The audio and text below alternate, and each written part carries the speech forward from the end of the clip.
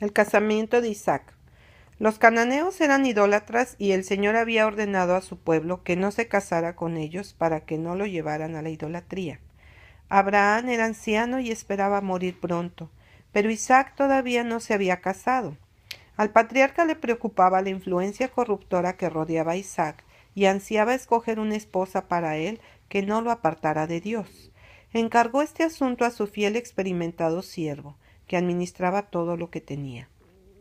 Abraham le solicitó que hiciera un solemne juramento delante del Señor, en el sentido de que no tomaría esposa para Isaac de entre los cananeos, sino que iría a la familia de Abraham, que creía en el Dios verdadero, a fin de escoger allí una mujer para Isaac. Le encargó que se cuidara de no llevar a su hijo al país de donde él había venido, porque allí casi todo el mundo se había entregado a la idolatría. Si no podía encontrar una esposa para Isaac que estuviera dispuesta a dejar su familia para venir a vivir donde él estaba, entonces podría sentirse libre del juramento que había hecho. No se dejó que este importante asunto quedara en manos de Isaac para que él lo resolviera solo, independientemente de su padre. Abraham dijo a su servidor que Dios enviaría a su ángel delante de él para dirigirlo en esa misión. El siervo, a quien se encargó el asunto, comenzó su largo viaje. Cuando llegó a la ciudad donde vivían los parientes del patriarca, oró fervientemente a Dios a fin de que lo dirigiera en la elección de una esposa para Isaac. Pidió que se le dieran evidencias de modo que no se equivocara en el asunto. Se sentó a descansar junto a una fuente, que era un lugar donde mucha gente se reunía.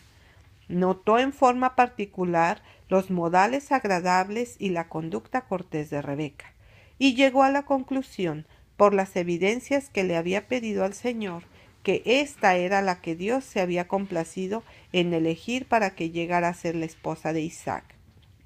La joven invitó al siervo a la casa de su padre. Allí comunicó a éste y a su hermano las evidencias que había recibido del Señor en el sentido de que Rebeca debía ser la esposa de Isaac, el hijo de su amo. Entonces el siervo de Abraham les dijo: Ahora, si vosotros hacéis misericordia y verdad con mi señor, declarádmelo, y si no, declarádmelo, y me iré a la diestra o a la siniestra.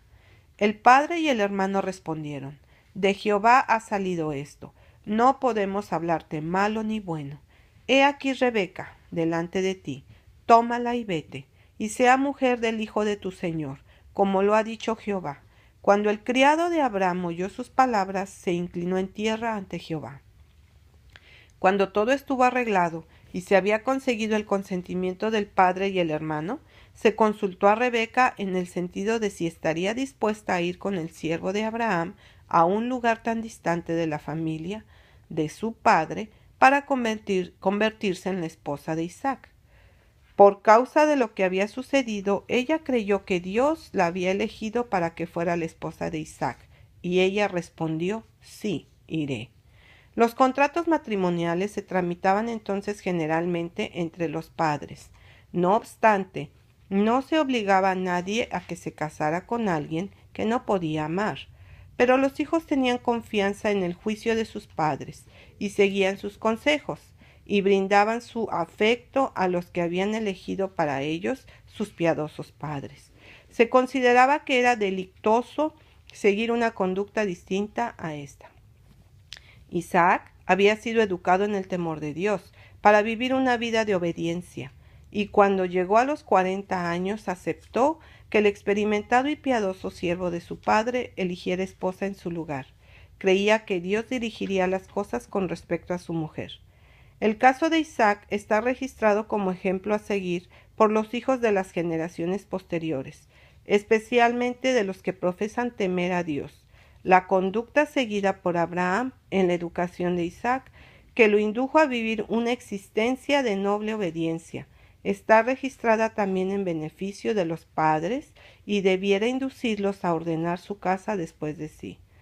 Debieran instruir a sus hijos para que se sometan a su autoridad y la respeten, y debieran comprender que descansa sobre ellos la responsabilidad de guiar los afectos de sus hijos para que los pongan en personas que, según su juicio, les indica van a ser compañeros adecuados para sus hijos e hijas.